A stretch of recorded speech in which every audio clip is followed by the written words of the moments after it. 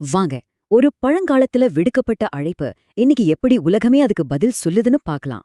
இந்த கேள்விக்கு பதில் குரான்ல இருக்கிற ஒரு குறிப்பிட்ட வசனத்திலிருந்து ஆரம்பிக்குது. இதுல நபி இப்ராஹிம் ஹஜ்ஜுக்கு வரச் சொல்லி எல்லா மக்களையும் கூப்பிட்டத பத்தி சொல்லியிருக்கு. யோசிச்சு பாருங்க, இந்த அழைப்பு விடுக்கப்பட்டப்போ, அதாவது 1400 வருஷத்துக்கு முன்னாடி உலகம் எப்படி இருந்துச்சு? அப்ப போனும் கிடையாது, இன்டர்நெட்டும் கிடையாது, மொத்த உலகமும் தனித்தனி தீவு மாதிரி இருந்துச்சு.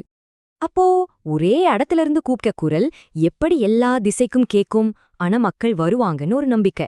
சரி, இப்ப நிகழ்காலத்துக்கு வருவோம். அதோட விளைவு என்னன்னு பாருங்க. மில்லியன் கணக்கான மக்கள், ஆமா, ஒவ்வொரு வருஷமும் ஹஜ்ஜுக்காக மக்காக்கு வராங்க. வேற வேற நாடுகள், வேற வேற மொழிகள், வேற வேற கலாச்சாரம். ஆனா எல்லாரும் வர்றது அந்த ஒரே ஒரு அழைப்புக்காக தான்.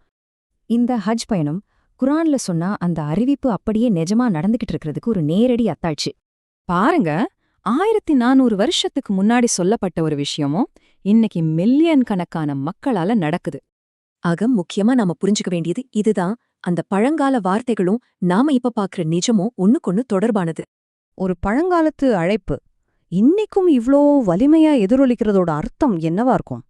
وأذن في الناس بالحج يأتوك رجالا وعلى